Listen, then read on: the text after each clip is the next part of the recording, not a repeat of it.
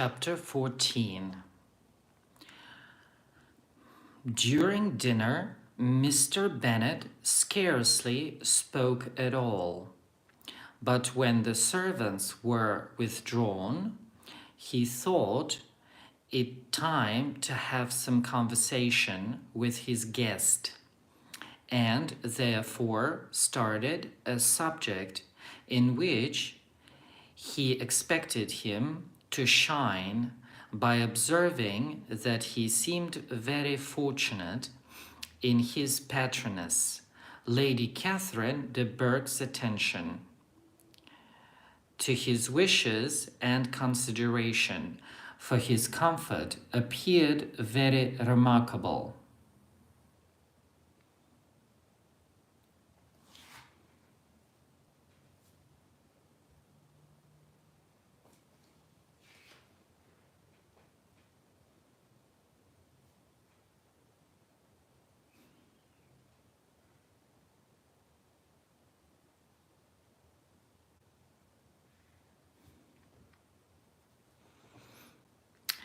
Mr. Bennet's property consisted almost entirely in an estate of 2,000 a year, which unfortunately for his daughters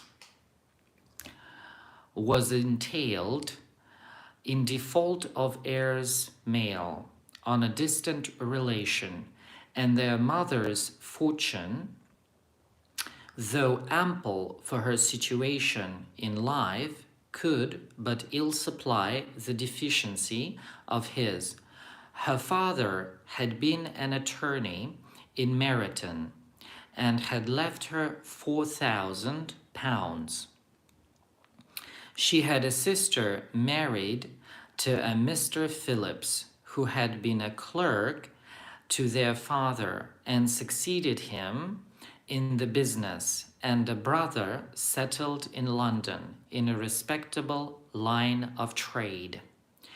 The village of Longbourn was only 1 mile from Meryton, a most convenient distance for the young ladies, who were usually tempted thither 3 or 4 times a week to pay their duty to their aunt, and to a milliner's shop just over the way. The 2 youngest of the family, Catherine and Lydia, were particularly frequent in these attentions. Their minds were more vacant than their sisters', and when nothing better offered, a walk to Meryton was necessary to amuse their morning hours and furnish conversation for the evening. And however bare of news the country in general might be, they always contrived to learn some from their aunt. At present, indeed, they were well supplied both with news and happiness by the recent arrival of a militia regiment in the neighborhood. It was to remain the whole winter, and Meryton was the headquarters. Their visits to Mrs. Phillips were now productive of the most interesting intelligence. Every day added something to their knowledge of the officers' names and connections. Their lodgings were not long a secret, and at length they began to know the officers themselves. Mr. Phillips visited them all, and this opened to his nieces a store of felicity unknown before. They could talk of nothing but officers, and Mr. Bingley's large fortune, the mention of which gave animation to their mother, was worthless in their eyes when opposed to the regimentals of an ensign. After listening one morning to their effusions on this subject, Mr. Bennet coolly observed, "From all that I can collect by your manner of talking, you must be two of the silliest girls in the country. I have suspected it some time, but I'm now convinced."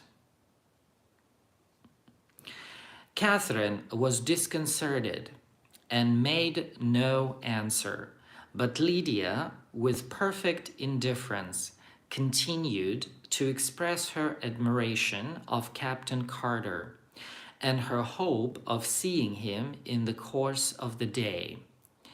As he was going the next morning to London, "I'm astonished, my dear," said Mrs. Bennet, "that you should be so ready to think your own children silly.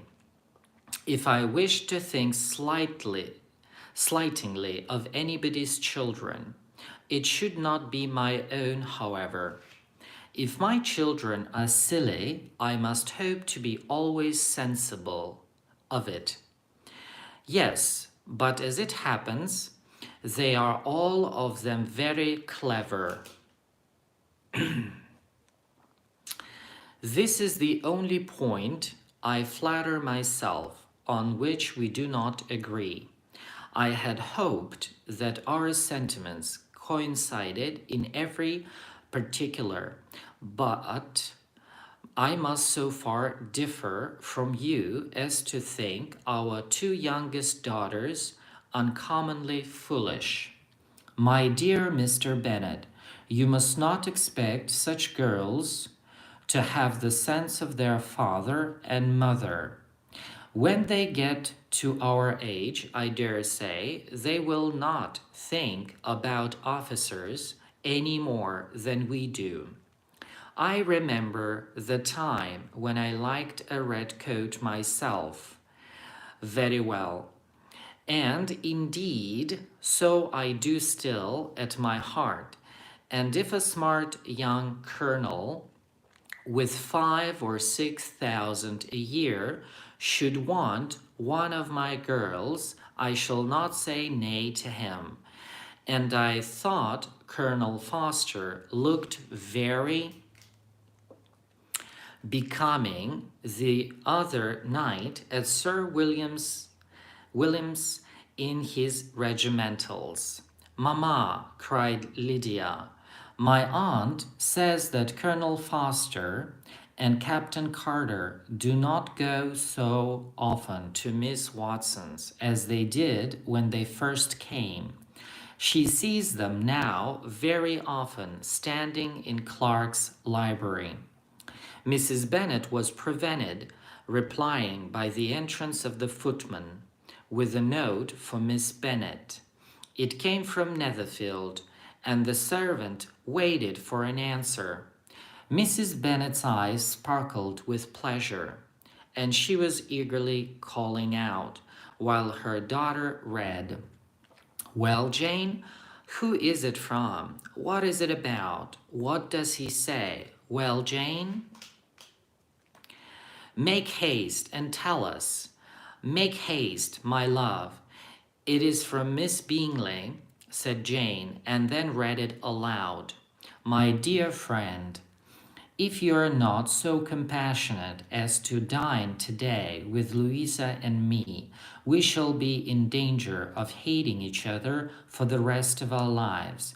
For a whole day's tete-a-tete between two women can never end without a quarrel. Come as soon as you can on receipt of this. My brother and the gentleman are to dine with the officers. Yours ever, Caroline Bingley." "With the officers?" cried Lydia. "I wonder my aunt did not tell us of that." "Dining out," said Mrs. Bennet. "That is very unlucky." "Can I have the carriage?" said Jane. "No, my dear, you had better go on horseback, because it seems likely to rain, and then you must stay all night." "That would be a good scheme," said Elizabeth. if you were sure that they would not offer to send her home. Oh, but the gentleman will have Mr. Bingley's chaise to go to Meryton, and the Hursts have no horses to theirs. I had much rather go in the coach. But, my dear, your father cannot spare the horses, I am sure. They are wanted in the farm, Mr. Bennet, are they not? They are wanted in the farm much oftener than I can get them. But if you have got them today, said Elizabeth, my mother's purpose will be answered. She did at last extort from her father an acknowledgment that the horses were engaged. Jane was therefore obliged to go on horseback, and her mother attended her to the door with many cheerful prognostics of a bad day. Her hopes were answered. Jane had not been gone long before it rained hard. Her sisters were uneasy for her, but her mother was delighted. The rain continued the whole evening, without intermission. Jane certainly could not come back. This was a lucky idea of mine indeed, said Mrs. Bennet more than once, as if the credit of making it rain were all of her own. Till the next morning, however, she was not aware of all the felicity of her contrivance. Breakfast was scarcely over when a servant from Netherfield brought the following note for Elizabeth. My dearest Lizzie, I find myself very unwell this morning, which I suppose is to be imputed to my getting wet through yesterday. My kind friends will not hear of my returning till I am better. They insist also on my seeing Mr. Jones. Therefore, do not be alarmed if you should hear of his having been to me. And, excepting a sore throat and headache, there is not much the matter with me. Yours, etc. Well, my dear, said Mr. Bennet, when Elizabeth had read the note aloud, if your daughter should have a dangerous fit of illness, if she should die, it would be a comfort to know that it was all in pursuit of Mr. Bingley, and under your orders. Oh, I'm not afraid of her dying. People do not die of little trifling colds. She will be taken good care of as long as she stays there. It is all very well. I would go and see her if I could have the carriage.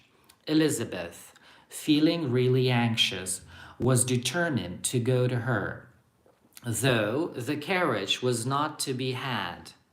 And as she was no horsewoman, walking was her only alternative. She declared her resolution.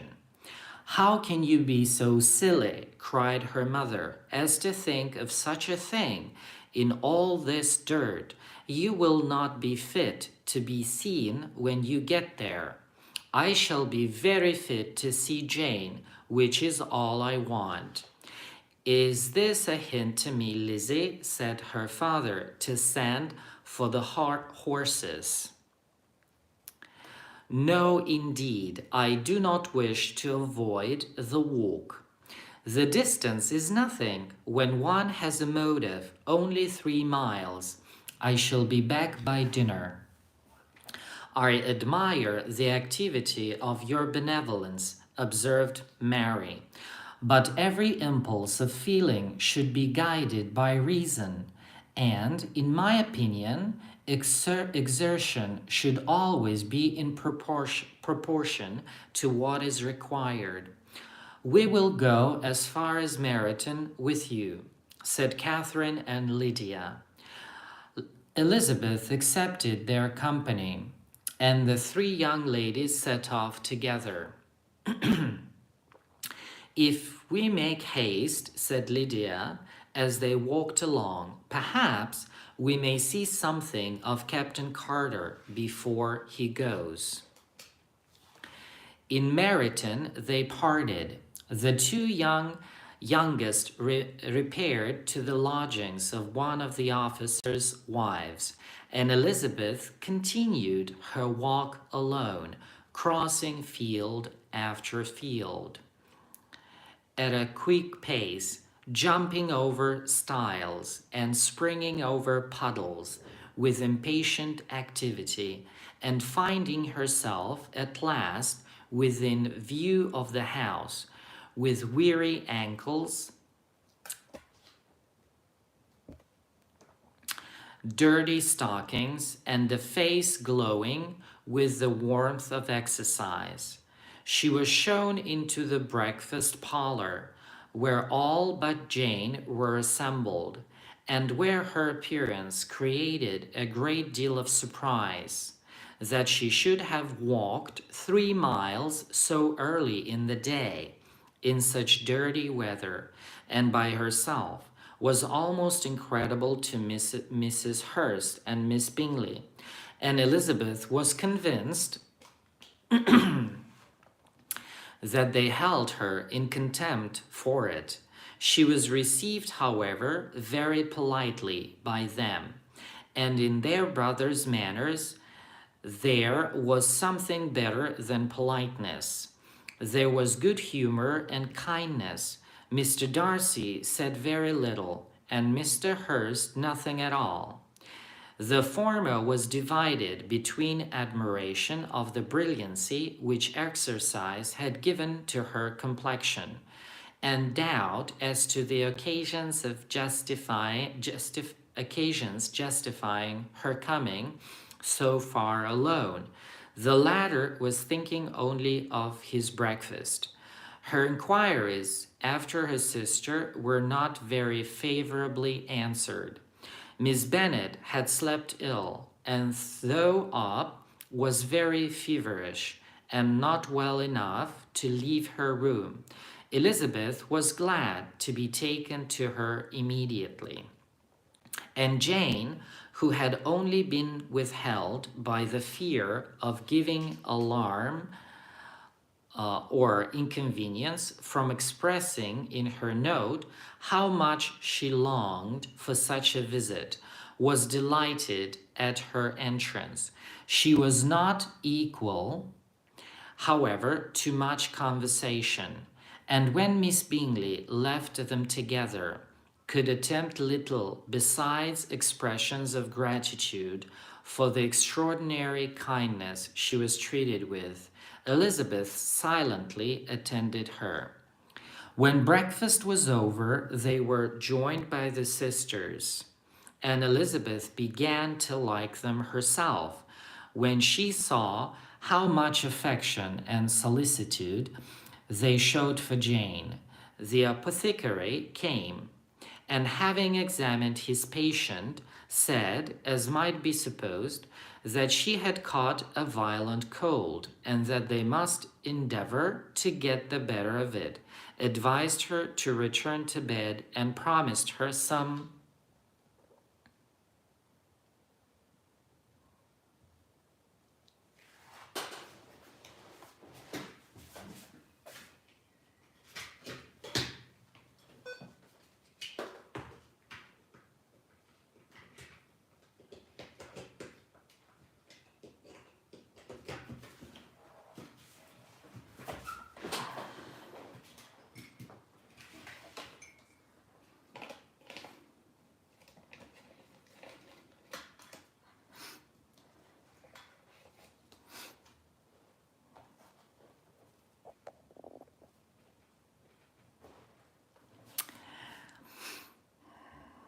The advice was followed readily, for the feverish symptoms increased, and her head ached acutely. Elizabeth did not quit her room for a moment, nor were the other ladies often absent. The gentlemen being out, they had, in fact, nothing to do elsewhere. When the clock struck 3, Elizabeth felt that she must go, and very unwillingly said so. Miss Bingley offered her the carriage, and she only wanted a little pressing to accept it. When Jane testified such concern in parting with her that Miss Bingley was obliged to convert the offer of the chaise to an invitation to remain at Netherfield for the present. Elizabeth most thankfully consented, and a servant was dispatched to Longbourn to acquaint the family with her stay and bring back a supply of clothes. Chapter 8. At 5 o'clock, the two ladies retired to dress, and at 6:30, Elizabeth was summoned to dinner, to the civil inquiries, which then poured in, and amongst which she had the pleasure of distinguishing the much superior solicitude of Mr. Bingley's. She could not make a very favorable answer. Jane was by no means better. The sisters, on hearing this, repeated 3 or 4 times how much they were grieved, how shocking it was to have a bad cold, and how excessively they disliked being ill themselves, and then thought no more of the matter, and their indifference towards Jane, when not immediately before them, restored Elizabeth to the enjoyment of all her former dislike. Their brother, indeed, was the only one of the party whom she could regard with any complacency. His anxiety for Jane was evident, and his attentions to herself most pleasing, and they prevented her feeling herself so much an intruder as she believed she was considered by the others. She had very little notice from any but him. Miss Bingley was engrossed by Mr. Darcy, her sister scarcely less so, and as for Mr. Hurst, by whom Elizabeth sat, he was an indolent man who lived only to eat, drink, and play at cards, who, when he found her to prefer a plain dish to a ragout, had nothing to say to her. When dinner was over, she returned directly to Jane, and Miss Bingley began abusing her as soon as she was out of the room. Her manners were pronounced to be very bad indeed, a mixture of pride and impertinence. She had no conversation, no style, no beauty. Mrs. Hurst thought the same and added, "She has nothing, in short, to recommend her, but being an excellent walker. I shall never forget her appearance this morning. She really looked almost wild." "She did, indeed, Louisa. I could hardly keep my countenance. Very nonsensical to come at all. Why must she be so scampering? Why must she be scampering about the country? Because her sister had a cold. Her hair so untidy, so blousy. Yes, and her petticoat.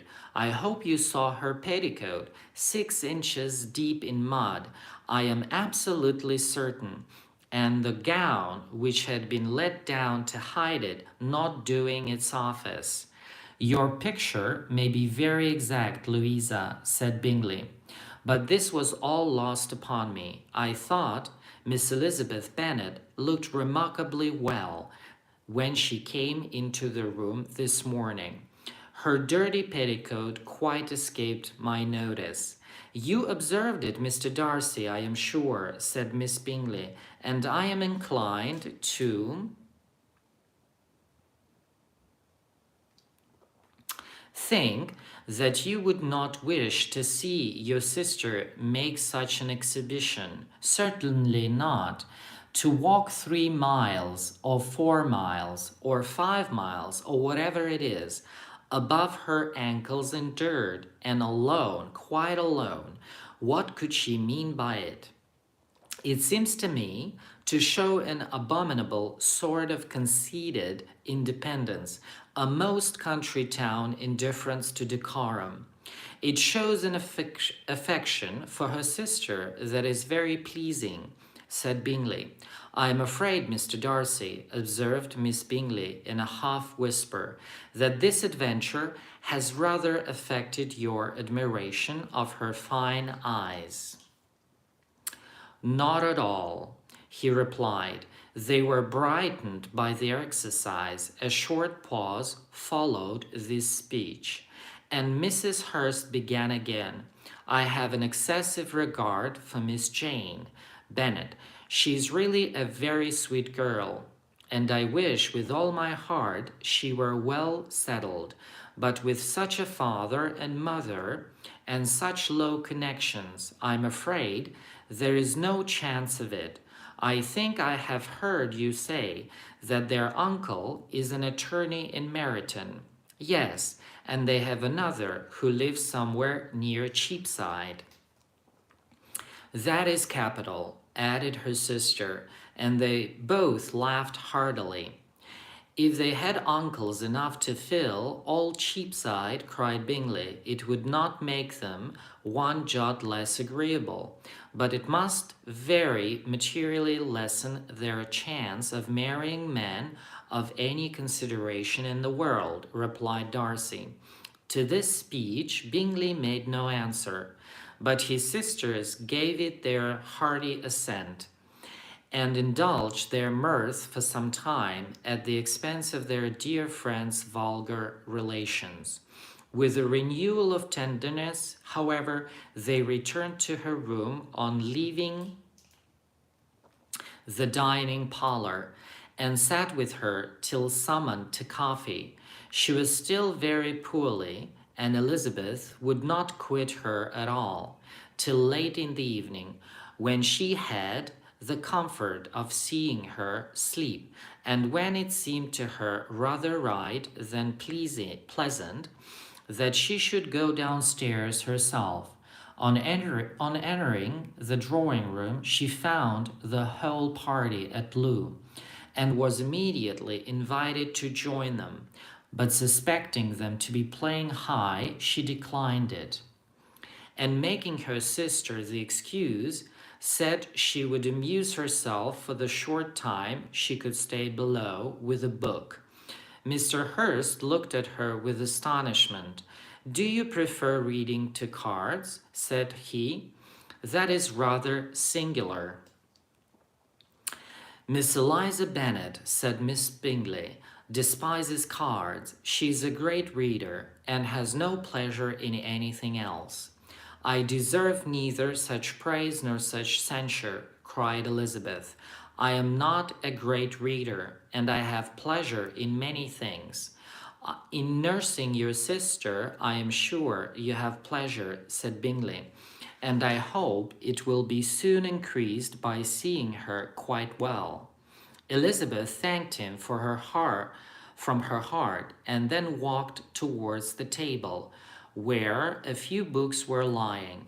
He immediately offered to fetch her others, all that his library afforded. And I wish my collection were larger for your benefit and my own credit.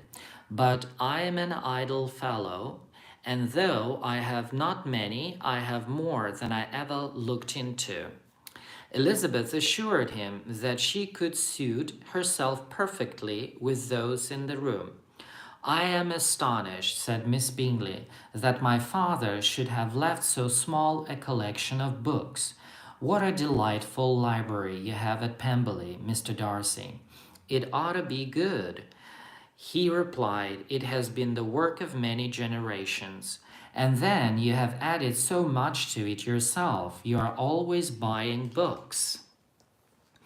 I cannot comprehend the neglect of a family library in such days as these. Neglect? I am sure you neglect nothing that can add to the beauties of that noble place. Charles, when you build your house, I wish it may be half as delightful as Pemberley. I wish it may. But I would really advise you to make your purchase in that neighborhood and take Pemberley for a kind of model. There is not a finer county in England than Derbyshire. With all my heart, I will buy Pemberley if Darcy will sell it. I am talking possibilities, Charles. Upon my word, Caroline, I should think it more possible to get Pemberley by purchase than by imitation. Elizabeth was so much caught with what passed as to leave her very little attention for her book, and soon laying it wholly aside, she drew near the card table and stationed herself between Mr. Bingley and his elder sister to observe the game. "Is Miss Darcy much grown since the spring?" said Miss Bingley. "Will she be as tall as I am?" "I think she will. She is now about Miss Elizabeth Bennet's height, or rather taller. How I long to see her again. I never met with anybody who delighted me so much. Such a countenance, such manners, and so extremely accomplished for her age. Her performance on the pianoforte is exquisite. It is amazing to me," said Bingley, "how young ladies can have patience to be so very accomplished as they all are." "All young ladies accomplished, my dear Charles, what do you mean?" "Yes, all of them. I think they all paint tables, cover screens, and net purses. I scarcely know anyone who cannot do all this, and I am sure I never heard a young lady spoken of for the first time without being informed that she was very accomplished." "Your list of the common extent of accomplishments," said Darcy, "has too much truth. The word is applied to many a woman who deserves it no otherwise than by netting a purse or covering a screen. But I am very far from agreeing with you in your estimation of ladies in general. I cannot boast of knowing more than half a dozen in the whole range of my acquaintance that are really accomplished." Thank you for the likes. "No, nor I am sure," said Miss Bingley. "Then," observed Elizabeth, "you must comprehend a great deal in your idea of an accomplished woman." "Yes, I do comprehend a great deal in it." "Oh, certainly," cried his faithful assistant. "No one can be really esteemed accomplished who does not generally surpass what is usually met with.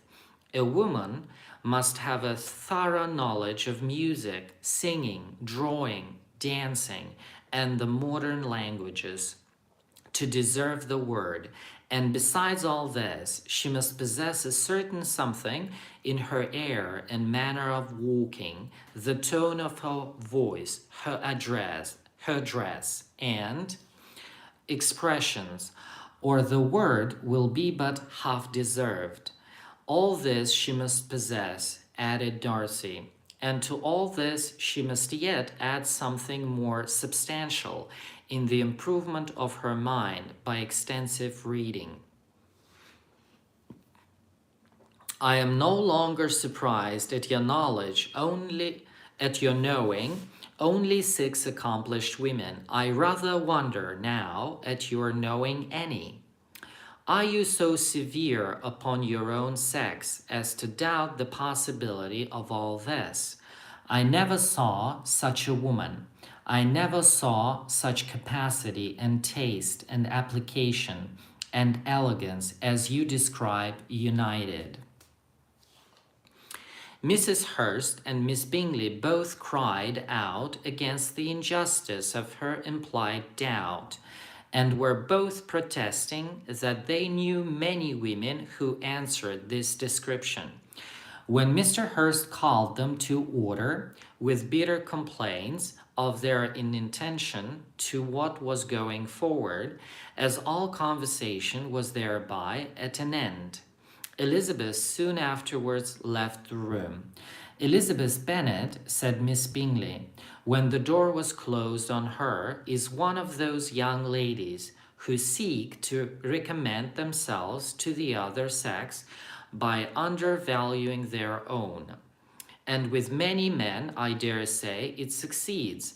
But in my opinion, it's a paltry device, a very mean art. Undoubtedly, replied Darcy, to whom this remark was chiefly addressed.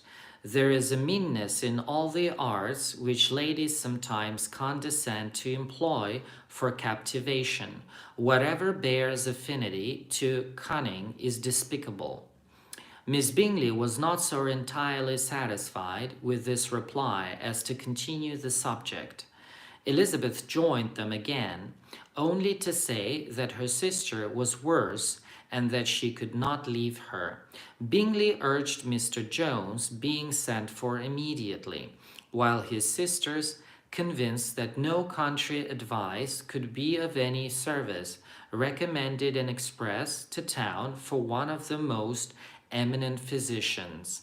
This she would not hear of, but she was not so unwilling to comply with their brother's proposal, and it was settled that Mr. Jones should be sent for early in the morning.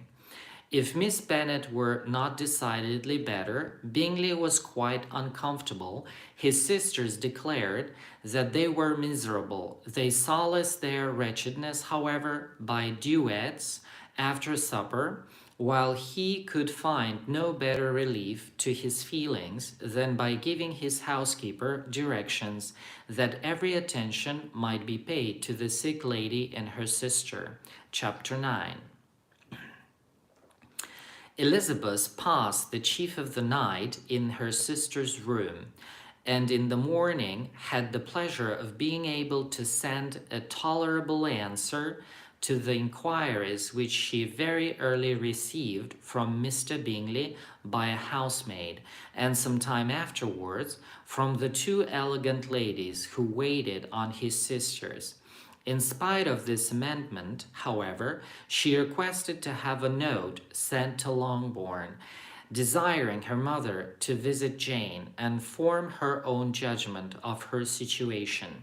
The note was immediately dispatched, and its contents as quickly complied with. Mrs. Bennet, accompanied by her two youngest girls, reached Netherfield soon after the family breakfast.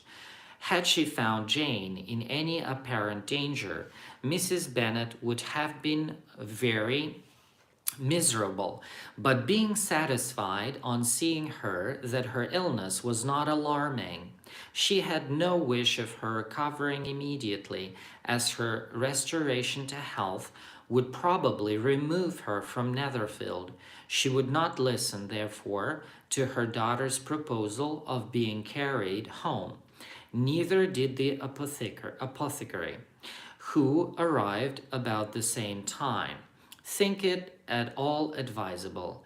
After sitting a little while with Jane on Miss Bingley's appearance and invitation, the mother and three daughters all attended her into the breakfast parlour. Bingley met them with hopes that Mrs. Bennet had not found Miss Bennet worse than she expected. "Indeed, I have, sir," was her answer. "She is a great deal too ill to be moved. Mr. Jones says she must not think of moving her. We must trespass a little longer on your kindness." "Removed?" cried Bingley. "It must not be thought of. My sister, I am sure, will not hear of her removal." "You may depend upon it, madam," said Miss Bingley, with cold civility, "that Miss Bennet will receive every possible attention while she remains with us." Mrs. Bennet was profuse in her acknowledgments I am sure, she added, if it was not for such good friends, I do not know what would become of her, for she is very ill indeed, and suffers a vast deal, though with the greatest patience in the world, which is always the way with her, for she has, without exception, the sweetest temper I have ever met with. I often tell my other girls they are nothing to her. You have a sweet room here, Mr. Bingley, and a charming prospect over the gravel walk. I do not know a place in the country that is equal to Netherfield. You will not think of quitting it in a hurry, I hope, though you have but a short lease. Whatever I do is done in a hurry, replied he, and therefore, if I should resolve to quit Netherfield, I should probably be off in 5 minutes. At present, however, I consider myself as quite fixed here. That is exactly what I should have supposed of you, said Elizabeth. You begin to comprehend me, do you? Cried he, turning towards her. Oh, yes, I understand you perfectly. I wish I might take this for a compliment, but to be so easily seen through, I am afraid is pitiful. That is as it happens. It does not follow that a deep, intricate character is more or less estimable than such a one as yours. Lizzie, cried her mother, remember where you are, and do not run on in the wild manner that you are suffered to do at home. I did not know before, continued Bingley immediately, that you were a studier of character. It must be an amusing study. Yes, but intricate characters are the most amusing. They have at least that advantage. The country, said Darcy, can in general supply but a few subjects for such a study. In a country neighborhood, you move in a very confined and unwavering society. But people themselves alter so much that there is something new to be observed in them forever. Yes, indeed, cried Mrs. Bennet, offended by his manner of mentioning a country neighborhood. I assure you there is quite as much of that going on in the country as in town. Everybody was surprised, and Darcy, after looking at her for a moment, turned silently away. Mrs. Bennet, who fancied she had gained a complete victory over him, continued her triumph. I cannot see that London has any great advantage over the country, for my part, except the shops and public places. The country is a vast deal pleasanter. Is it not, Mr. Bingley? When I am in the country, he replied, I never wish to leave it, and when I am in town, it is pretty much the same. They have each their advantages, and I can be equally happy in either. Aye, that is because you have the right disposition. But that gentleman, looking at Darcy, seemed to think the country was nothing at all. Indeed, mamma, you are mistaken, said Elizabeth, blushing for her mother. You quite mistook Mr. Darcy. He only meant that there was not such a variety of people to be met with in the country as in the town, which you must acknowledge to be true. Certainly, my dear, nobody said they were. But as to not meeting with many people in the neighborhood, I believe there are few neighborhoods larger. I know we dine with 24 families. Nothing but concern for Elizabeth could enable Bingley to keep his countenance. His sister was less delicate, and directed her eyes towards Mr. Darcy with a very expressive smile. Elizabeth, for the sake of saying something that might turn her mother's thoughts, now asked her if Charlotte Lucas had been at Longbourn since her coming away. Yes, she called yesterday with her father. What an agreeable man Sir William is. Mr. Bingley, is not he? So much the man of fashion, so genteel and easy. He has always something to say to everybody. That is my idea of good breeding. And those persons who fancy themselves very important and never open their mouths quite mistake the matter. Did Charlotte dine with you? No, she would go home.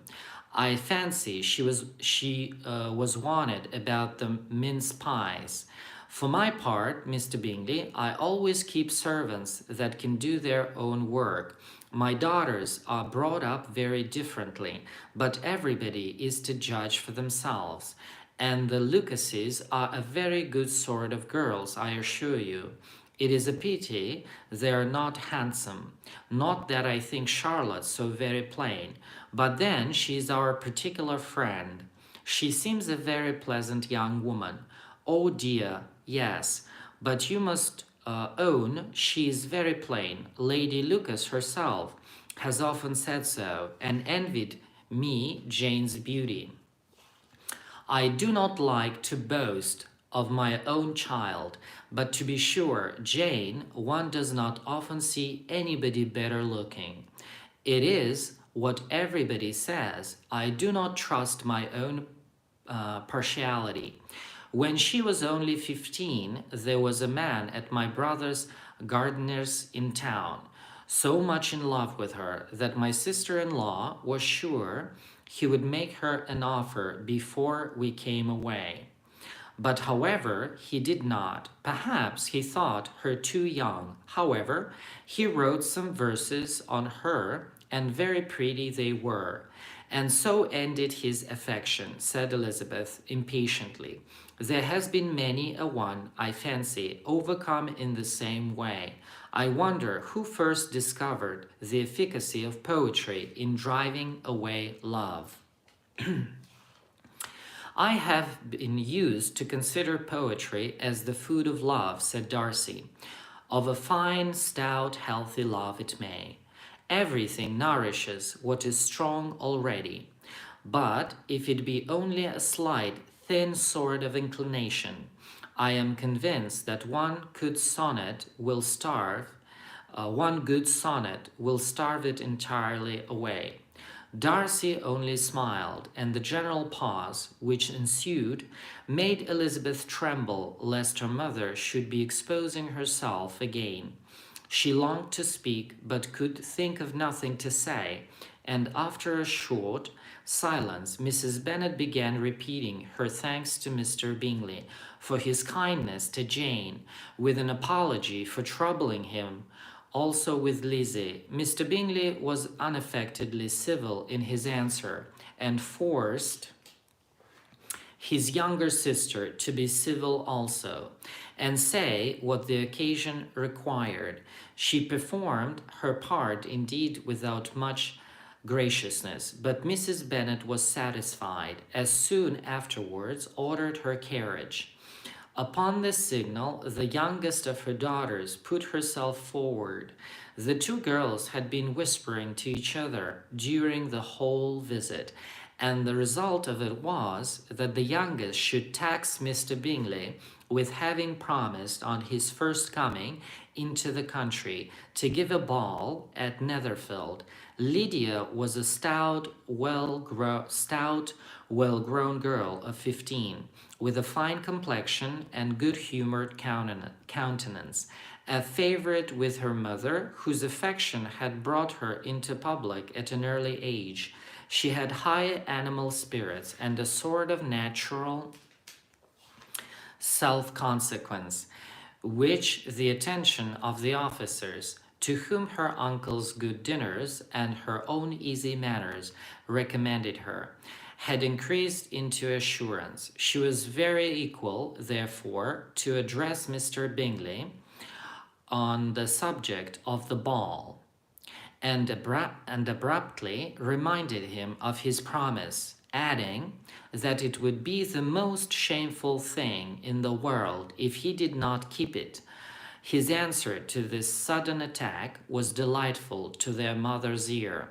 I am perfectly ready, I assure you, to keep my engagement, And when your sister is recovered, you shall, if you please, name the very day of the ball. But you would not wish to be dancing when she is ill. Lydia declared herself satisfied. Oh yes, it would be much better to wait till Jane was well, and by that time, most likely Captain Carter would be at Meryton again. And when you have given your ball, she added, I shall insist on their giving one also. I shall tell Colonel Foster it will be quite a shame if he does not. Mrs. Bennet and her daughters then departed, and Elizabeth returned instantly to Jane, leaving her own and her relations' behavior to the remarks of the two ladies and Mr. Darcy, the latter of whom, however, could not be prevailed on to join in their censure of her, in spite of all Miss Bingley's witticisms on fine eyes. Thank you very much. Всем огромное спасибо. В следующем эфире будем читать главу 10. Спасибо огромное за ваши лайки. Спасибо, что смотрели. Увидимся в следующем эфире.